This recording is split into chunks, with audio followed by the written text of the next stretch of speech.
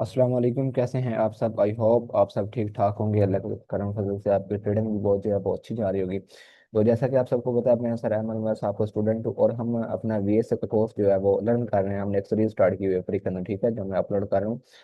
और जो हमारी आज की क्लास है वो है जी फिबोनाची रिट्रेसमेंट के बारे में बात करेंगे। एक तो जो हमने लास्ट वीडियो में कहा था कि आपकी जो प्राइस एक्शन की वीडियो है दो वो पेंडिंग है।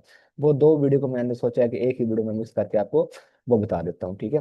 तो आज का जो टॉपिक है वो है हमारा फिब रिट्रेसमेंट। फिब जो फिबोनाची का टूल है उसको हमने कैसे यूज करना है, उसको सेटिंग किया है, वो सारी चीज़ें बताने वाला हूँ।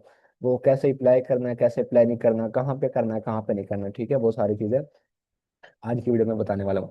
और नंबर 2 पे हम बात करेंगे इंशाल्लाह कि हमारा जो है कैंडल्स, जो हमने एक, पता है आपको सब से फर्स्ट वीडियो थी जो हमारी नंबर 1 वीडियो थी, उसके अंदर मैंने बताया था कि ऑल कैंडल टाइप्स क्या होती है, मतलब कैंडल किस तरह की होती है, मोमेंटम कैंडल किसे बोलते हैं, वीक कैंडल कौन सी होती है, इनगल्फिंग कौन सी होती है। वो सारी चीज़ें इंशाल्लाह आज की वीडियो के अंदर हम लोग रीड करने वाले हैं। तो चलिए वीडियो को स्टार्ट करते हैं। काइंडली मैं आपको, अगर आप डायरेक्ट ही हमारी ये वीडियो देख रहे हैं तो आपको समझ नहीं आनी, आप मैं आपको रिकमेंड करूंगा कि आप लेक्चर नंबर 1 2 3 से आएँ, ताकि आपको मार्केट स्ट्रक्चर की समझ हो, ऑर्डर ब्लॉक की समझ हो, BPR की समझ हो, FEG की समझ हो। बाद में आप यहाँ तक आएँ ताकि आपके सारे डाउट्स जो है वो क्लियर हैं, आपको किसी भी चीज़ गलत चीज़ का सामना ना करना पड़े, आपको कोई भी मतलब डाउट ना रह जाए, ठीक है। तो ये है हमारा फिब्रिटस का टूल जी। कहाँ गया फिबना जी? ये है, ठीक है। तो इसकी सेटिंग जो है वो मैंने अभी सारी ख़त्म कर रखी है, ठीक है। इसको सबसे पहले मैं फेवरेट करता हूँ ऐसे। फेवरेट करने के बाद आप लोगों ने आ जाना है इसकी सेटिंग में, ठीक है। अब इसकी सेटिंग कौन कौन सी करनी है, जिससे हमारे पास एक निकलता है गोल्डन जोन, ठीक है। वो गोल्डन जोन की वो सारी सेटिंग में पहले आपको करके दिखाता हूँ। आपने आ जाना स्टाइल में, ठीक है। इधर स्टाइल में आने के बाद जो ये है आपको बॉक्स नंबर 1, इसको आपने 0 ही रहने देना है ठीक है। तो कलर आप कोई भी चूज कर सकते हैं, मुझे ब्लैक अच्छा लगता है तो मैं अपना ब्लैक कलर चूज करूंगा, ठीक है। तो इसको आपने रिमूव करके आपने यहाँ पे कर देना है 0.5, ठीक है। 0.5 करने के बाद इधर मुझे ग्रीन कलर करना है, ठीक है। आप भी ग्रीन कीजिएगा ताकि आपका और मेरा चार्ट सेम रहे, ठीक है। इधर आपने 0.618, ठीक हो गया। बाकी ये नीचे वाला बॉक्स 1 ये आपने ऑन रहने देना है, और बाकी नीचे वाले बॉक्स आपने ऑफ कर देना है, ठीक है। इसका कलर जो है वो भी मैं ब्लैक कर लेता हूँ इस तरीके से, ठीक है। ये हो गई हमारी इस साइड की। पहला आपने 0 रखना है, ठीक है। नीचे वाला आपने 0.5 रखना है, नीचे वाला 0.618, और उससे नीचे वाला 0, कलर ब्लैक, ग्रीन ग्रीन और ब्लैक। आगे आ जाएंगे इधर। इधर जो है सेटिंग ये आपने सारी रिमूव करनी है। यहाँ पे आपने लिखना है माइनस, ठीक है। माइनस जीरो पॉइंट -0.27, ठीक है। ये रहेगी इसकी सेटिंग, और कलर मुझे ब्लैक करना है इसका, ठीक है। इस तरीके से क्या होगी, -0.27, ठीक है। ये इसकी होगी सेटिंग। और जो नंबर 2 पे है इसको भी आपने रिमूव करना है।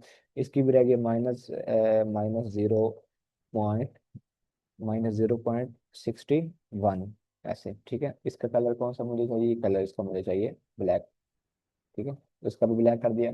अब जो नीचे वाले ये बॉक्स हैं ये आपने अनटिक कर देने हैं, ठीक है। इनकी हमें कोई नीड नहीं है। और नीचे आपने आना है, इसका बैकग्राउंड कलर आप रिमूव करना चाहें तो बिल्कुल कर सकते हैं, या जो भी आपको और ऐड करना चाहें तो कर सकते हैं। मैं तो रिमूव करके रखता हूँ, वो चार्ट पे अच्छा नहीं लगता, ठीक है। आगे आ जाना है आपने लेवल्स पे। लेवल्स पे आपने इस वाले एरो पे क्लिक करना है। एरो पे क्लिक करने के बाद आपने सेलेक्ट करना परसेंटेज, परसेंटेज, ठीक है, इधर।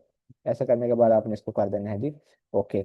ऐसा करने के बाद ये आपके पास फिब रिट्रेसमेंट का एक इस तरीके से जो है ना वो टूल निकल के आ जाएगा, ठीक है। मैं इसको थोड़ा सा ऐसे ऐसे यूज करता हूँ मैं इसको, ठीक है। और इसका बाकी कलर्स वगैरह आप अपनी मर्जी से सिलेक्ट कर सकते हैं। जरूरी नहीं कि जो मैंने आपको रिकमेंड किया आपने वही यूज करने हैं, आप अपनी मर्जी से कलर्स भी इसके जो है वो देख सकते हैं, ठीक है। तो अब इसके अंदर होगा क्या, इसके अंदर जी हमारे पास एक जोन निकल के आता है 50% का, ठीक है, जो हम डिस्काउंट एरिया भी बोलते हैं, डिस्काउंट जोन बोलते हैं, या प्रीमियम जोन बोलते हैं, ठीक है। वो जोन है हमारे पास जो ये वाला, ठीक है। ये वाला जोन है वो हमारे पास 50% का, जहाँ से हम अपनी ट्रेड लेने की कोशिश करते हैं। जब इस एरिया में मार्केट आती है तो हम कोशिश करते हैं कि हमें यहाँ से एक जो है ना वो अच्छी ट्रेड देखने को मिले, ठीक है। तो अब आपने इसको अप्लाई कैसे करना है, ये आपके पास वर्क कैसे करेगा, आपने कहाँ पे इसको अप्लाई करना है, पहले वो चीज़ें क्लियर करते हैं। ये सेटिंग मैंने आपको करके दे दी है। सेटिंग आप काइंड दोबारा देख सकते हैं, अगर आप स्क्रीन शॉट लेना चाहें तो वो भी बिल्कुल आप ले लें, ताकि आप बाद में इजीली होके आप अपना सेटिंग इसकी कर लीजिएगा, ठीक है। तो चलें अब इसको ले चलते हैं आगे, ठीक है। अब देखें आपने क्या देखा। पहले बुलिश ट्रेंड की बात करते हैं, फिर डाउन ट्रेंड की बात करेंगे। मार्केट जा रही है आपके सामने इस तरीके से अप ट्रेंड में, ठीक है, ऐसे अप ट्रेंड में जाते हुए मार्केट ने ये स्ट्रक्चर ब्रेक किया इस तरीके से, ठीक है। कौन सा स्ट्रक्चर ब्रेक हुआ जी आपके पास, ये वाला स्ट्रक्चर ब्रेक। इसको हम क्या बोलते हैं, आपको अच्छे तरीके से पता है, इसको हम बोलते हैं अपना हायर हाई, ठीक है। और इसको हम बोलते हैं जी हायर लो पॉइंट।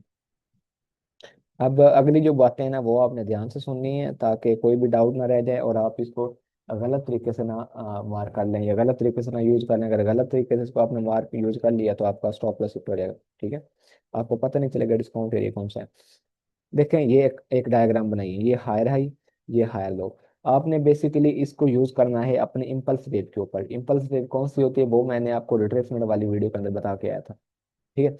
और अब अगर इधर देखनी है अपने इम्पल्स वेव तो वो कैसे देखें, बिल्कुल आसान सा तरीका, अगर नहीं भी पता ना कैसे देखते हैं, तो ये जब आपके पास हायर हाई ब्रेक हो गया ना, ठीक है, जब मार्केट ने ये हाई ब्रेक कर दिया, तो आपने देखना है इस हाई ब्रेक होने से पहले पहले लो पॉइंट कौन सा था। ये लो यहाँ पे भी हो सकता है, ये लो यहाँ पे भी हो सकता है, ठीक है। क्या देखा आपने कि जब मार्केट ने अपना हायर हाई ब्रेक किया है तो उसके लेटेस्ट नीचे वाला लो पॉइंट कौन सा है, तो ये है आपका लो पॉइंट, और ये है आपका हाई पॉइंट।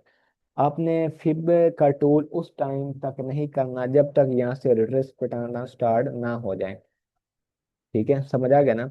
आपने फिब रिट्रेसमेंट का टूल यूज उस टाइम करना है, अप्लाई उस टाइम करना है जब इस एरिया पे एक रिट्रेसमेंट आ जाए, ठीक है। मतलब लास्ट बाय के कैंडल के नीचे रेड कैंडल क्लोज कर दे, तब भी आपने यूज करना है।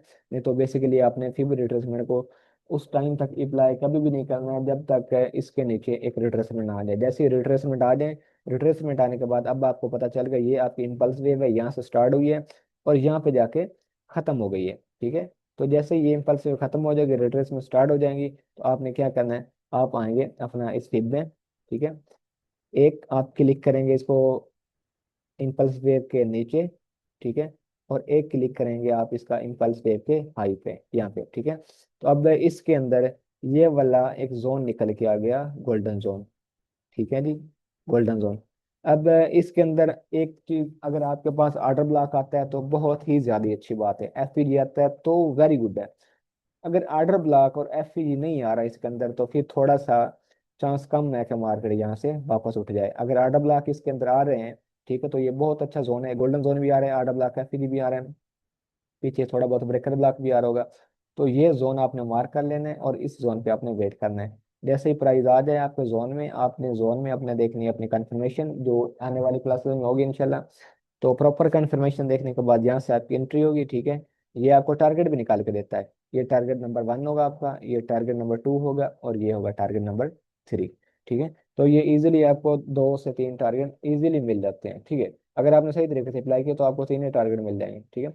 तो अप्लाई करने का ये तरीका है, आप ट्रेंड के अंदर, आप ट्रेंड के अंदर अब यहाँ तक उम्मीद है आपको क्लियर हो गया होगा, ठीक है। कैसे करना है इसको अप्लाई। आपने अपना हायर ही देखना है, जब हायर ही ब्रेक हो गया उसके नीचे जो लेटेस्ट लो पॉइंट था उसको देखना है। ये लो ले लिया आपने, और जब ऊपर से रिट्रेसमेंट आना नीचे स्टार्ट हो गए तब आपने इसको नीचे इस लो से लेके ऊपर रिट्रेसमेंट वाला हाई तक अप्लाई करना है, ठीक है। जैसे अप्लाई करेंगे इसको ये गोल्डन जोन आ जाएगा 50% एरिया, ठीक है, इसको आप मार्क कर लें। मार्क करके इसका वेट करें, जब प्राइस इसके अंदर आ जाए तब आप इसको इजीली जो है वो ट्रेड कर सकते हैं, ठीक है। तो ये था बाय का, अगर आपने इसका स्क्रीनशॉट लेना है तो बिल्कुल ले लें और प्रॉपर चीज़ें जो है वो इसकी रीड कर लें, ठीक है। और नोट्स वगैरह लाजमी बनाया करें ताकि आपको किसी भी चीज़ का डाउट हो तो वो आप देख के हल कर सकें। अब बात करते हैं डाउन ट्रेंड की। डाउन ट्रेंड में प्राइस इस तरीके से आ रही होती है, ठीक है, लोअर हाई लोअर लोज बनाते हुए यहाँ पे आके जो है वो प्राइस में एक रिट्रेसमेंट ली बाय साइड की तरफ ऐसे, ठीक है। अब इसके अंदर कैसा देखेंगे, ये आपका था लोअर लो यहाँ पे, ठीक है, ये है जी आपका लोअर लो पॉइंट और ये है आपका लोअर हाई पॉइंट, ठीक है, इसको आपने मार्क किया लोअर हाई। अब आपने अगर डाउन ट्रेंड में इसको अप्लाई करना है तो वो कैसे करना है, उल्ट उल्ट करना है, बाइंग उल्ट उल्ट करना है इससे। जब ये लोअर लो ब्रेक हुआ इसके ऊपर लेटेस्ट हाई पॉइंट कौन सा पड़ा है, ये वाला पड़ा है, ठीक है। जब ये लोअर लो ब्रेक होगा इसके आपने ऊपर देखना है हाई पॉइंट कौन सा है, ये वाला, लोअर हाई नहीं देखना, इसके लोअर हाई इसे देखना है। और लोअर लो से ऊपर देखना है। जो भी पॉइंट मिलेगा हाई उसको आपने मार्क कर लें, मतलब वो इम्पल्स वेव है आपकी नीचे। जब यहाँ से रिट्रेसमेंट आना स्टार्ट हो जाए ना, मतलब लास्ट रेड कैंडल के ऊपर मार्केट क्लोजिंग कर दे, यहाँ यहाँ से रिट्रेसमेंट आ जाए, तो आपने फिब जोन को अप्लाई करना है। अगर रिट्रेसमेंट नहीं आती है तो आपने फिब जोन को अप्लाई नहीं करना। ठीक है, फिब टूल को अप्लाई नहीं करना। जब रिट्रेसमेंट आ गई यहाँ पे ऑल गुड हो गया। ये वाला आपका हाई रहेगा और ये वाला आपका लो रहेगा, ठीक है, इम्पल्स वेव का। अब आप वो ही फार्मूला अप्लाई करेंगे और इसको आपने ओल्ड तरीके से अप्लाई करना है। डाउन का हम मार्क करें, एक क्लिक आप ऊपर करेंगे और दूसरा क्लिक ये जो जीरो पॉइंट वाली लाइन है ना, ये जीरो, जहाँ पे माउस आ रहा है इधर उधर, एक क्लिक आप इसका वहां करेंगे जहाँ पे इम्पल्स वेव खत्म हुई थी। ठीक है, एक क्लिक कहाँ करना है, जहाँ पे इम्पल्स वेव खत्म हुई है। तो इस तरीके से आपने इसको अप्लाई करना है। और ये वाला जो जोन आ रहा है ये गोल्डन जोन होगा। इस गोल्डन जोन के अंदर आधा ब्लॉक एफपीडी आता है तो बहुत ही ज्यादा जबरदस्त है, और पीछे ब्रेकर ब्लॉक भी आ जाता है तो और ज्यादा वेरी गुड है। ठीक है, जैसे ही प्राइस इस आपके गोल्डन जोन में जाए, आपने वेट किया, आपने गोल्डन जोन को टैप होने का, जैसे ही टैप होगा आपने अपनी यहाँ पे कंफर्मेशन देखने के बाद ये टारगेट 1 लेना है इससे, ये टारगेट 2 लेंगे और ये टारगेट 3 लेंगे। ठीक हो गया। तो ये है जी आपका फिब रिट्रेसमेंट का टूल, और इस तरीके से आपने इसको वो अप्लाई करना है अपने चार्ट के ऊपर। आप इसका स्क्रीनशॉट लेना चाहें तो बिल्कुल लें, और इसके नोट्स वगैरह लाजमी बनाया करें, लाजमी बनाया करें नोट आप। ठीक है, तो अब मैं आपको चार्ट के ऊपर लेके चलता हूँ और चार्ट के ऊपर भी दिखा देता हूँ कि आपने इसको कैसे मार्क करना है, और ये आपको जो है वो ट्रेड्स वगैरह कैसे देगा। ठीक है, तो यहाँ पे हमने एक ट्रेड पकड़ी थी।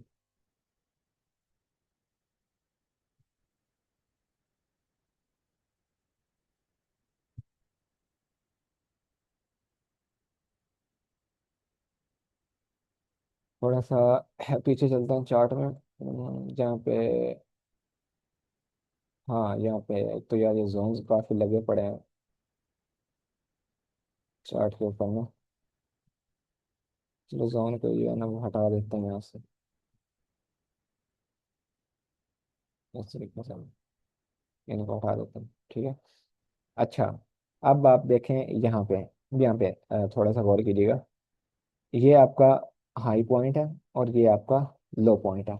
ठीक है, यहाँ से रिट्रेसमेंट स्टार्ट हुई है ना, ये लास्ट कैंडल है रेड, इसके ऊपर एक ग्रीन कैंडल ने क्लोजिंग दे दी। ठीक है, तो ये आपकी रिट्रेस नीचे आ गई मार्केट ना, ये आके लो ब्रेक किया मार्केट ने, ये वाला लो ब्रेक किया। ठीक है, तो ये अब आपने डाउन ट्रेंड का फिर अप्लाई करना है। अप्लाई कैसे करेंगे, इसको क्लिक किया, एक क्लिक इसके हाई पे, दूसरा क्लिक इसके लो पे कर देना आपने। ठीक हो गया। अब ये देखें सामने क्या आ रहा है, सामने क्या आ रहा है, गौर कीजिएगा ना तभी आपको चीजें समझ आएगी। ये आपका है गोल्डन जोन। ठीक है, गोल्डन जोन के पीछे ये कुछ ब्रेकर ब्लॉक का एरिया आ रहा है। प्राइस नीचे आई, वापस गई, वापस जाने के बाद एग्जैक्ट मार्केट ने आपके गोल्डन जोन को टैप किया है, और गोल्डन जोन को टैप करने के बाद मैंने आप, सॉरी यार वो साइड हो गया। ठीक है, गोल्डन जोन को टैप किया और आपको 3 टारगेट मिलने चाहिए। ठीक है, ये टारगेट नंबर 1 आपका डन हो गया, ये टारगेट 2 डन हो गया, और कुछ ही टाइम बाद ये आपका टारगेट नंबर 3 भी डन हो गया। ठीक है, यहाँ पे ये वाला। ठीक है, तो इस तरीके से आपने इसको जो है ना वो अच्छे तरीके से अप्लाई करना ताकि आपको एक एग्जैक्ट ट्रेड मिल पाए। ठीक है, ये हर टाइम नहीं बनेगा, आप बार बार हर मिनट बाद लगाना स्टार्ट कर दें, नहीं ऐसा नहीं होगा। आप हर 10 मिनट बाद लगा के देख रहे हैं, कोई जोन बना नहीं होगा, टाइम लगेगा मेरे भाई, आपको पता है ट्रेडिंग में टाइम लगता है। तो जो भी हमारा सेटअप बनता है उसको टाइम तो लगता है बेसिकली। जो हाई प्रोबेबिलिटी सेटअप है वो एक वीक के अंदर बेसिकली ज्यादा से ज्यादा 2 या 3 ही बन पाते हैं। ठीक, कभी मार्केट रेंज करती है, कुछ फंडामेंटल की वजह से इधर उधर मार्केट चलती रहती है। ठीक है, तो ऐसा नहीं कि आपको हर रोज हाई प्रोबेबिलिटी सेटअप मिलेंगे, ऐसा कभी भी नहीं होगा, और ना ही फ्यूचर में होगा कि आपको हर रोज सेटअप मिले। जो आपका हाई प्रोबेबिलिटी सेटअप होगा ना, आने वाली क्लास में आपको पढ़ाऊंगा, तो आपको वीक के अंदर 2 या 3 सेटअप ही देखने को मिलेंगे। हर रोज अगर आपने ट्रेड करने तो वो मैं नहीं आपको बता सकता। ठीक है, क्योंकि आपको अच्छी ट्रेड करनी है, आपको प्रॉफिट से मतलब है, आपको ट्रेड से मतलब नहीं होना चाहिए। आपने कुछ प्रॉफिट बनाना है ना मार्केट से, तो आप अपने सेटअप पे रहें। अगर आप हर चीज पे वो पंगे लेना स्टार्ट कर देंगे तो फिर क्या होगा, ओनली लॉस। ठीक है, उम्मीद है इसकी आपको समझ आ गई होगी। अब बात करते हैं इसके अप ट्रेंड की, कि अप ट्रेंड में आपने इसको कैसे देखना है। ये हमारे कुछ ट्रेड्स थी पहले की, इस तरीके से। अच्छा, अब यहाँ पे देखें अप ट्रेंड का, सॉरी ये बुरशा आ गया है हाथ मेरे में, किधर गया बुरशा, ये रहा। ठीक है, ये एक लो पॉइंट है, और ये एक हाई पॉइंट है। क्यों? क्योंकि ये रिट्रेसमेंट आ चुकी है, यहाँ पे रिट्रेसमेंट आ चुकी है, ठीक है। इसके बाद अब आपने क्या करना है, अब आपने करना है फिल टूल को अप्लाई। कैसे करेंगे बोला? इसको क्लिक करें, एक क्लिक इसका नीचे होगा, दूसरा क्लिक इसका ऊपर होगा, इस तरीके से, ठीक है। अब इसी जोन के अंदर ये एक एफ भी आ रहा है, ये हमारा गोल्डन जोन भी आ रहा है, ये हमारा आर्डर ब्लॉक भी आ रहा है, एडवांस आर्डर ब्लॉक है, जो ग्रीन आपको पढ़ाया था कि ग्रीन आर्डर ब्लॉक होता है। उसी जोन में आर्डर ब्लॉक भी आ गया, ठीक है। ब्रेकर ब्लॉक यहाँ पे, लेकिन ब्रेकर ब्लॉक पे टैप हो चुका है, छोड़ दें उसको। एफ भी आ गया, ठीक है। ट्रेंड भी साथ है, तो सारी चीजें साथ कंबाइन हो रही है, ठीक है। तो यहाँ से आप अपनी लेंगे ट्रेड एक अच्छी। टारगेट 1 आपको जल्दी मिल गया, टारगेट 2 थोड़ा सा लेट मिला, और टारगेट 3 आपको जो टारगेट 3 था इसका, वो थोड़ा सा काफी लेट मिला, ठीक है। तो इस तरीके से मेरे भाइयों आपने इसको अप्लाई करना है, और आपने देखना है इसको। अब एक दफा और लगा के दिखा देता हूँ मैं यहाँ पे। एक तो ये लेवल्स काफी लगे पड़े हैं मेरे चार्ट के ऊपर, क्योंकि ना हमने जो ट्रेड वगैरह की है लास्ट में वो है सारी, ठीक है। अब यहाँ पे देखें, ये वाला हाई ब्रेक हुआ है ना आपका, ठीक है। इस हाई ब्रेक होने से पहले लो पॉइंट कौन सा है आपके पास? ये वाला। इसको क्यों नहीं ले रहा हूँ यहाँ पर? रिट्रेसमेंट नहीं है, ये इन साइड बार इस कैंडल पे, ऐसे। इन साइड बार को हम यूज नहीं करते, ठीक है। अच्छा, अब कैसे अप्लाई होगा? इधर से लेके, वो आ जाओ मेरे भाई, इधर से लेके इधर तक इसको हम अप्लाई करेंगे। अब इसके अंदर भी एफ आ रहा है, आर्डर ब्लॉक आ रहा है, गोल्डन जोन आ रहा है, ब्रेकर ब्लॉक आ रहा है, लेकिन प्राइस यहाँ पर रुकी नहीं, प्राइस तो नीचे आ गई। नीचे आ गई तो कोई मसला नहीं है, हमारा कोई सेटअप बनेगा तो इसमें तभी ट्रेड लेंगे ना। यहाँ पे प्राइस आई है, अगर सेटअप नहीं बना तो छोड़ देंगे। अगर सेटअप मिलेगा तो ही ट्रेड लेंगे हम, तो ही ट्रेड लेंगे, वरना हम ट्रेड नहीं लेंगे, ठीक है। तो ये सारी चीजें आपने क्लियर करके रखनी। अग्रेसिव एंट्री कोई भी नहीं हम करते, और ना ही किसी को रिकमेंड करते हैं। अपना प्रॉपर कंफर्मेशन देखने के बाद जो भी हमारा सेटअप है वो बनेगा, तो ही हम अपनी जो है वो ट्रेड वगैरह पकड़ते हैं, ठीक है। तो ये फिब का ये तरीकाकार था अप्लाई करने का, और उसके सेटिंग्स जो है वो मैंने आपको सारी बता दी। अब थोड़ी सी कैंडल्स की बात करते हैं। देखें, सबसे पहले बात करते हैं इनगल्फिंग कैंडल की। हम इनगल्फिंग कैंडल किसको कहते हैं? इनगल्फिंग कैंडल भाई हम कहते हैं, एक ये मार्केट नीचे आ रही है इस तरीके से, रेड कैंडल बनाते हुए आ रही है इस तरीके से, ये एक कैंडल, ये दो कैंडल, ठीक है। कुछ विक्स वगैरह बना देता हूँ इस तरीके से, ठीक है। अब एक बनती है ग्रीन कैंडल। सबसे पहले स्ट्रॉन्ग इनगल्फिंग की बात कर रहे हैं, लेते हैं कि स्ट्रॉन्ग इनगल्फिंग कैसे होती है। स्ट्रॉन्ग इनगल्फिंग है कि ये एक ग्रीन कैंडल बनी, और ग्रीन कैंडल ने इस कैंडल का लो भी ले लिया, लो ले लिया, मतलब इस रेड कैंडल को पूरे तरीके से इनगल्फ किया है, मतलब नीचे विक लगा दिए और ऊपर अच्छी क्लोजिंग दे दिए। तो ये आपके पास रहेगी स्ट्रॉन्ग इनगल्फिंग, ठीक है। इसको आप अपने स्ट्रॉन्ग इनगल्फिंग में आर्डर ब्लॉक में भी यूज कर सकते हैं, ठीक है। अगर आपकी स्ट्रॉन्ग इनगल्फ होकर आर्डर ब्लॉक बना है, तो वो आर्डर ब्लॉक आपके पास अच्छा, मतलब अच्छा हाई प्रोबेबिलिटी आर्डर ब्लॉक होगा, ठीक है, वैलिड होने के बाद, ठीक है। तो इसको हम बोलते हैं स्ट्रॉन्ग इनगल्फिंग। ये आपके पास 1 टाइम स्ट्रॉन्ग रहेगी। अब 2 टाइम स्ट्रॉन्ग कौन सी है, मतलब इससे भी ज्यादा हाई प्रोबेबिलिटी जो इनगल्फिंग है वो स्ट्रॉन्ग कौन सी है? वो है जी, यहाँ पे आई प्राइस, ठीक है। यहाँ पे प्राइस आने के बाद क्या हुआ, मार्केट ने इसका लो भी ले लिया नीचे, मतलब विक लगा दी इस तरीके से, ठीक है। और अब इधर देखें, चार्ट को देखें, क्या हुआ यहाँ पे क्या हुआ, इधर मार्केट ने एक कैंडल को इनगल्फ किया था, अपने अंदर समा लिया। इनगल्फ कहता है मतलब एक चीज को समा लिया अपने अंदर, ठीक है। इधर मार्केट ने इस कैंडल नंबर 1 को एक इनगल्फ किया है, इधर क्या किया है, कैंडल नंबर 1, कैंडल नंबर 2, इधर मार्केट ने दो कैंडल को इनगल्फ किया है, ठीक है।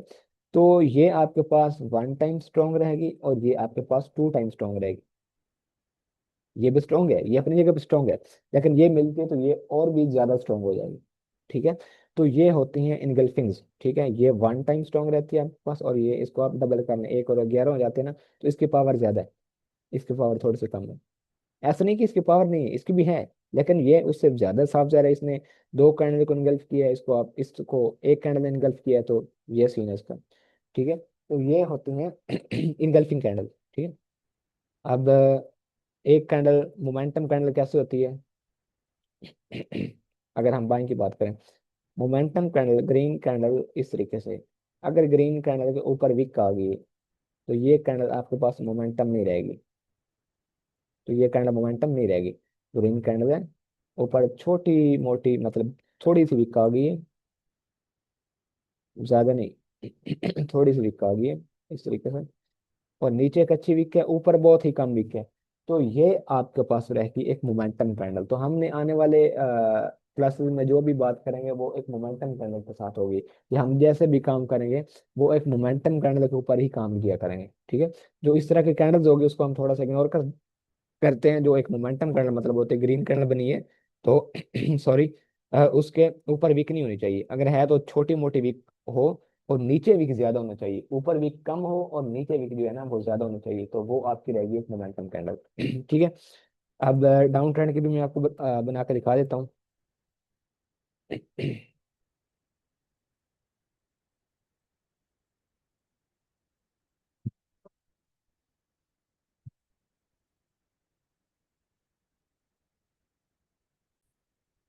अच्छा, ये है डाउन ट्रेंड की। डाउन ट्रेंड में कैसे होगी, ये आपके पास एक ग्रीन कैंडल है, ये इसकी विक्स वगैरह बना लेते हैं इस तरीके से। विक्स के बाद क्या होता है जी सीन, विक्स के बाद एक कैंडल इसको नीचे इनगल्फ कर दे, ठीक है, मतलब प्रॉपर नीचे इनगल्फ कर ले, ठीक है। तो ये आपके पास वन टाइम स्ट्रॉन्ग वाला इनगल्फिंग जो है वो रहेगी, ठीक है। अब दूसरी में क्या होता है वो आपको पता है, वो होगी दो कैंडल इनगल्फ होनी चाहिए वहां पे,